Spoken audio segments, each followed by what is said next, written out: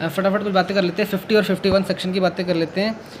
एक यहाँ पर इंपॉर्टेंट बात है कि कोई भी पार्टनर अगर पार्टनरशिप फर्म में कैपिटल एसेट लेकर आता है तो उसको बुक्स ऑफ अकाउंट में of partnership firm books of account में जो भी अमाउंट लिखा होता है वही sale price in the hands of partner बन जाता है। ठीक है, समझ गए बात।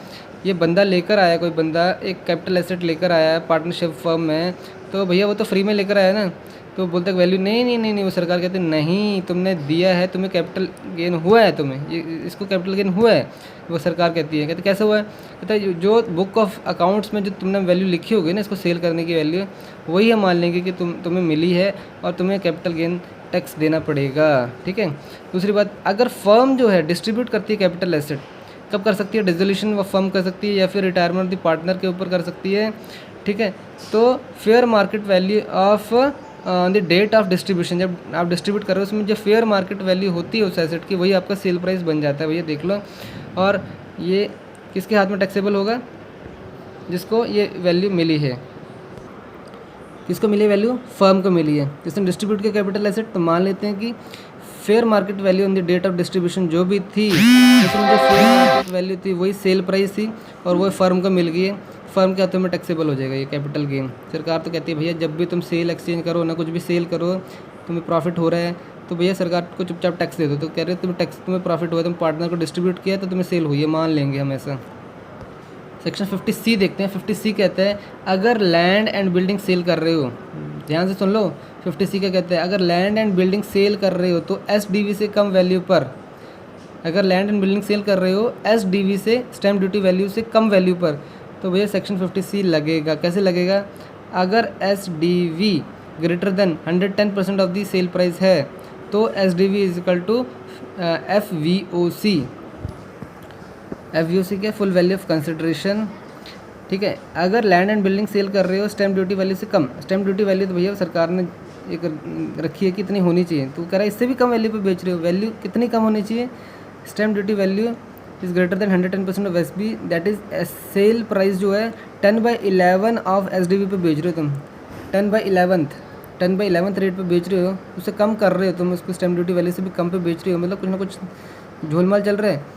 तो अगर ऐसा है कि cell price is less then 10/11 of SDV, तो उस केस में क्या कहता है भैया, सरकार कहती है कि SDV को ही हम क्या मान लेंगे, फुल वैल्यू ऑफ कंसिडरेशन मान लेंगे, हम सेल प्राइस को नहीं मानेंगे, हम SDV को ही आपका मान लेंगे फुल वैल्यू ऑफ कंसिडरेशन। तो देखो सेल प्राइस यहाँ पर ये है और स्टैम्प ड्यूटी वैल्यू इससे ज़्यादा ही है, मतलब सेल प्राइस कम तुम पे बेच रहे हो, स्टैम्प ड्यूटी वैल्यू जो है 110 रुपये है, 110%, मतलब कह रहे हैं 110% ऑफ सेल प्राइस है, तो इस केस में क्या होगा, फुल वैल्यू ऑफ कंसिडरेशन अगर 110 तक है या 110 है तो फुल वैल्यू ऑफ कंसिडरेशन तो 100 ही होगी इस केस में। लेकिन अगर 110 स्टैम्प ड्यूटी वैल्यू ज़्यादा है और सेल प्राइस 100 ही कर रहे हो और कम कर रहे हो, ठीक है, तो उस केस में फुल वैल्यू ऑफ कंसिडरेशन हम 112 मान लेंगे, स्टैम्प ड्यूटी वैल्यू को मान लेंगे। ठीक है, that is because stamp duty value is greater than, इस केस में because stamp duty value is greater than 110% of the sale price, तो फुल वैल्यू ऑफ कंसिडरेशन हम मान लेंगे। क्रक्स क्या है, क्रक्स देख लो एक बार फटाफट। अगर स्टैम्प ड्यूटी वैल्यू से ज़्यादा पर सेल कर रहे हो तो कोई दिक्कत नहीं है, ठीक है, कोई बात नहीं, स्टैम्प ड्यूटी वैल्यू से ज़्यादा ही कर रहे हो ना, कोई दिक्कत, सरकार कहती है हमें तो जितना ज़्यादा भी बेचोगे उतना ज़्यादा हमें टैक्स मिलेगा, तो एक्चुअल जो सेलिंग प्राइस होगी वही फुल वैल्यू ऑफ कंसिडरेशन होगी। लेकिन SDV से कम पर बेचते हो, अगर SDV से कम पर बेचते हो तो कैपिटल गेन जो होगा वो कम दिखाना चाहते हो, ताकि, है ना, ताकि टैक्स कम देना पड़े। इसलिए अगर SP is less then 10/11 of SDV, अगर 10/11 से भी अब कम कर देते हो ऑफ SDV, तो SDV को ही हम सेल प्राइस मान लेंगे, फुल वैल्यू ऑफ कंसिडरेशन मान लेंगे, ठीक है, और उसके हिसाब से तुम्हें टैक्स देना पड़ेगा, ठीक है, सरकार भी चला के। तो यहाँ पर एक अच्छी बात ये है कि अगर सेल प्राइस कम पे बेच रहे हो SDV से, कितना कम बेच रहे हो, 10/11 ऑफ SDV, तो भैया उस केस में हम SDV को ही सेल प्राइस मान लेंगे। अब बात आती है कि SDV कौन सी डेट की लेनी है, SDV कौन सी डेट की लेनी है, एग्रीमेंट के दिन की या फिर रजिस्ट्रेशन के दिन की। तो देखो, अगर बायर ने कुछ पैसा पहले ही पे कर दिया, अगर बायर ने कुछ पैसा पहले ही पे कर दिया तो कैसे, थ्रू अकाउंट पे ही चेक या अकाउंट पे ही ड्राफ्ट या फिर ऑनलाइन, तब तो डेट ऑफ एग्रीमेंट का लेना है, ठीक है, पहले पे कर दिया तो एग्रीमेंट जिस दिन किया था उस दिन का लेना है। लेकिन अगर कैश में पे किया हो, ठीक है, पेमेंट की हो, चाहे एग्रीमेंट वाले दिन ही की हो, लेकिन कैश में पे किया आपने, ठीक है, तो एग्रीमेंट के बाद या फिर एग्रीमेंट के बाद की हो तो डेट ऑफ रजिस्ट्रेशन को ही आपने SDV के क्या लेना है आपने, एसडीवी की डेट लेनी है, एसडीवी की डेट लेनी है। यहाँ पर देखो इस डायग्राम से समझ में आ जाएगा अच्छे से। ये देखो यहाँ पर एग्रीमेंट हुआ, यहाँ रजिस्ट्रेशन, एग्रीमेंट पहले होता है फिर बाद में रजिस्ट्रेशन होती है। एग्रीमेंट वाले दिन ये date of agreement, date of registration है, ये डेट ऑफ एग्रीमेंट है, डेट ऑफ रजिस्ट्रेशन है।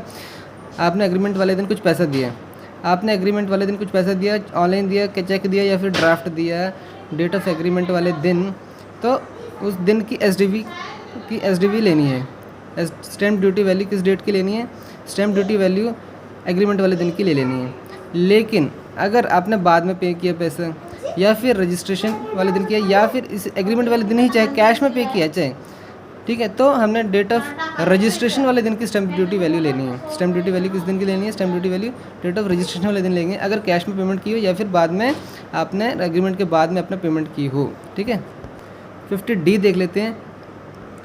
देखो अगर 50D क्या कहते हैं, 50D क्या कहता है, 50D क्या कहता है, अगर consideration can not be determined, consideration पता ही नहीं लगा सकते हम। कैसे, मान लो कि पर्सन ने कंपनी को शेयर ट्रांसफ़र किए हैं विदाउट कंसिडरेशन, हम पता नहीं लगा सकते कि किसने कितने दाम पर बेचे हैं। तो भैया उस केस में जो फेयर मार्केट वैल्यू होगा ना जिस दिन ट्रांसफ़र किया आपने, वही हमको डीम्ड कंसिडरेशन मान लेंगे। 50D ऐसा कहता है, समझ में आई बात, डीम्ड कंसिडरेशन मान लेंगे जिस दिन आपने फेयर मार्केट वैल्यू, जिस दिन डेट ऑफ ट्रांसफ़र किया हो। ठीक है, if consideration can not be determined. 50CA क्या कहता है, 50CA कहता है अनलिस्टेड शेयर के केस में। कब होता है 50CA, अनलिस्टेड शेयर के केस में आता है ये। तो सिर्फ अनलिस्टेड शेयर की बात हो रही है, लिस्टेड शेयर की बात नहीं हो रही है, लिस्टेड शेयर की बात नहीं हो रही, सिर्फ अनलिस्टेड शेयर है, मार्केट में लिस्ट नहीं है, वो मार्केट में लिस्ट नहीं है, वो शेयर ऐसे हैं। तो उस केस में अगर sale price is less than fair market value, sell कर रहा है less than fair market value, तो फेयर मार्केट वैल्यू को डीम्ड कंसिडरेशन मान लेना। ठीक है, वो कह रहा है फेयर मार्केट वैल्यू की डीम्ड कंसिडरेशन मान लें, सरकार ऐसे कहती है। समझ गए, कम दाम पे मत बेचना अनलिस्टेड शेयर को, कि मार्केट में लिस्टेड नहीं, पता नहीं लगेगा, पता लग जाएगा सब हमें अनलिस्टेड शेयर है और आप सेल प्राइस कर रहे हो less than fair market value, हमें पता लग जाएगा। तो फेयर मार्केट वैल्यू को ही डीम्ड कंसिडरेशन मानना। ठीक है, not applicable on the listed share, listed share पे एप्लीकेबल नहीं है। 1037 पर आ जाओ। 1037, अगर अर्बन एग्रीकल्चरल लैंड है तो उसकी जब ट्रांसफ़र यानी ट्रांसफ़र थ्रू कंपल्सरली एक्विजिशन हो रही है, अर्बन एग्रीकल्चरल लैंड है और उसकी कंपल्सरी एक्विजिशन हो रही है, यानी उसके ट्रांसफ़र पर कुछ कंडीशन में, फॉलोइंग कंडीशन में छूट यानी एग्जम्पशन मिल जाती है। वो कंडीशन क्या क्या नीचे देखते हैं। पहला तो एसएससी इंडिविजुअल है या एचयूएफ है, दूसरा एग्रीकल्चरल लैंड है अर्बन एरिया में है, एग्रीकल्चरल लैंड है और अर्बन एरिया में है, और तीसरा ट्रांसफ़र के 2 साल पहले से एग्रीकल्चर पर्पज़ के लिए यूज़ कर रहे हो उस चीज़ को, ट्रांसफ़र के 2 साल पहले से 2 ईयर पहले से एग्रीकल्चर पर्पज़ के लिए यूज़ कर रहे हो, ये तीसरी कंडीशन है। दूसरा लैंड को गवर्नमेंट ने कंपल्सरली एक्वायर किया, ये बात कर लीजिए, लैंड को गवर्नमेंट ने कंपल्सरली एक्वायर किया हो, ऐसा नहीं कि उसने खुद दे दिया हो, नहीं, लैंड को गवर्नमेंट ने कंपल्सरली एक्वायर किया हो, और उस केस में कंसिडरेशन वो मिलेगा जो सेंट्रल गवर्नमेंट या आरबीआई ने तय किया हो, कंसिडरेशन वो मिलेगा जो आरबीआई ने या फिर सेंट्रल गवर्नमेंट ने तय किया होगा, और एसटीजी या फिर एलटीसीजी दोनों ही एग्जम्प्ट होंगे। शॉर्ट टर्म कैपिटल गेन और लॉन्ग टर्म कैपिटल गेन दोनों ही एग्जम्प्ट हो जाएंगे। ठीक है, ये एग्जम्पशन मिल जाएगी 1037 वाले केस में। कहाँ पर 1037, 10 वाला केस, सेक्शन 10 वाला हम एग्रीकल्चर के ऊपर आता था, 1037 एग्रीकल्चर के ऊपर आता था। तो अर्बन एग्रीकल्चरल लैंड है तो उसको कंपल्सरी एक्वायर किया हो, ट्रांसफ़र किया, तो उसको एग्जम्पशन मिल जाएगी, क्योंकि SSC individual HUF agriculture land को अर्बन एरिया में है और उसको एग्रीकल्चर पर्पज़ के लिए यूज़ करा 2 साल पहले तक, ट्रांसफ़र के 2 साल पहले तक, और लैंड को गवर्नमेंट ने कंपल्सरली एक्वायर किया हो, तो कंसिडरेशन वो मिलेगा जो सेंट्रल गवर्नमेंट या आरबीआई ने तय किया होगा, पहली बात। और जो भी वो कंसिडरेशन मिलेगा उसके ऊपर जो शॉर्ट टर्म कैपिटल गेन या फिर लॉन्ग टर्म कैपिटल गेन होगा, वो दोनों ही एग्जम्प्ट हो जाएंगे। ठीक है, देखो छोटा सा पॉइंट है यहाँ पर सेक्शन 51 का, सेक्शन 51 का छोटा सा पॉइंट है, सेक्शन 51 का एडवांस मनी फॉरफिटेड। ऐसे पता लग रहा है कि एडवांस मनी दे रखी है और उसको फॉरफिट कर लिया, तो क्या होगा, ये लैंड एंड बिल्डिंग वाले केस में एप्लीकेबल है। किस केस में, लैंड एंड बिल्डिंग वाले केस के लिए एप्लीकेबल है एडवांस मनी फॉरफिटेड। एक सेलर है बेटा, उसका एग्रीमेंट हुआ एक बायर के साथ कि मैं तुम्हें एक घर दूंगा, बायर कहता है मैंने खरीदूंगा, बायर ने एडवांस मनी दे दिया सेलर को, ठीक है, और बायर डिफ़ॉल्ट कर जाते हैं। अगर बायर जो कहता है मैंने घर नहीं खरीदना, डिफ़ॉल्ट कर जाता है, तो सेलर क्या करेगा, उस एडवांस मनी को फॉरफिट कर लेगा, मतलब अपने पास रख लेगा। तो अगर इसमें 2 बातें होंगी, 1/4/14 की पहले की बात है, 1/4/14 2014, तो 1/4/14 से पहले की बात होती, पुरानी बात है ना, तो टैक्सेबल अंडरहेड कैपिटल गेन होती। लेकिन अभी क्या है, आफ्टर 1/4/14 के बाद 1/4/14 के बाद क्या हो गया है, ये सारा का सारा 100% टैक्सेबल हो गया under head income from other sources. तो एडवांस मनी फॉरफिटेड अगर जब भी होती है तो ये इनकम, ये कहाँ पर टैक्सेबल होती है, income from other sources, capital gain से हटा दिया इसको कर दिया इनकम फ्रॉम अदर सोर्सेज में कर दिया जब एडवांस मनी फॉरफिटेड होती है। तो ध्यान रख लेना 1/4/14 के बाद से ऐसा हो गया। उसके पहले तो कैपिटल गेन में होती थी, लेकिन अब से ये इनकम फ्रॉम अदर सोर्सेज में हो गया है लैंड एंड बिल्डिंग वाले केस में, ठीक है। और देखो एक और बात होगी, अगर बायर डिफ़ॉल्ट कर गया, अगर सेलर ही डिफ़ॉल्ट कर गया, सेलर कहता है मुझे नहीं बेचना, सेलर कहता है मुझे नहीं बेचना, तो बायर को एक्सेस वैल्यू मिलती है, बायर को एक्सेस वैल्यू मिलती है, तो वो कहाँ पर टैक्सेबल होगी, वो होगी कैपिटल गेन में टैक्सेबल होगी, ठीक है। तो यहाँ पर एक बात ये ध्यान दे दो कि अगर सेलर को एक्सेस वैल्यू मिलती है, सेल करने वाले को एक्सेस वैल्यू मिलती है, इनकम फ्रॉम अदर सोर्सेज में आता है 1/4/14 के बाद में, पहले कैपिटल गेन में आता था। और अगर बायर को एक्सेस वैल्यू मिलती है, बायर खरीदने वाले को, वो डिफ़ॉल्ट करके उसको एक्सेस वैल्यू मिलती है, उसको मान लो 2 गुना देगा, मतलब 40 ने इसको एडवांस में 4 लाख दिए थे, वो कहता है उसको 8 लाख देने पड़ेंगे, तो उसको जो एक्सेस वैल्यू मिलती है बायर को, वो कैपिटल गेन में टैक्सेबल होती है, ठीक है। अगर सेलर ने डिफ़ॉल्ट किया तो बायर को एक्सेस वैल्यू मिलती है, वो कैपिटल गेन में टैक्सेबल होगी। फटाफट स्लम्प सेल की बात कर लेते हैं। स्लम्प सेल जैसे मालूम ही पड़ रहा है, लंप, इसमें लंप आ रहा है ना, स्लम्प 50B में बातें होंगी, सेक्शन 50B में स्लम्प सेल की बातें होंगी, सेक्शन 50B में स्लम्प सेल की बातें होंगी, 50B में बी स्लम्प सेल की बातें होंगी, 50B में स्लम्प सेल मतलब लंपसम सेल। अगर लमसम सेल करते हैं, स्लम्प सेल करते हैं, तो कैपिटल गेन जो होगा वो टैक्सेबल होगा। मतलब एक पूरा बिजनेस लमसम वैल्यू पर बेच रहे हैं, मान लो 3 बिजनेस है, बिजनेस 1 2 3 है, और उसमें से बिजनेस 3 को पूरा का पूरा बिजनेस 3 को लमसम स्लम्प सेल कर रहे हैं, स्लम्प में लमसम पूरा बिजनेस बेच रहे हैं, एक बार में लमसम में बेच रहे हैं। तो without assigning the value to the individual asset, individual asset को कोई भी वैल्यू असाइन नहीं कर रहे हैं कि एक वैल्यू को हम इस एसेट कितने वैल्यू से, नो, पूरा के पूरा बिजनेस को एक बार में निकाल दो भैया, इस वैल्यू पर हम बेच रहे हैं, ठीक है। तो उस केस में क्या होगा, टैक्सेबिलिटी कैपिटल टैक्सेबल होगा।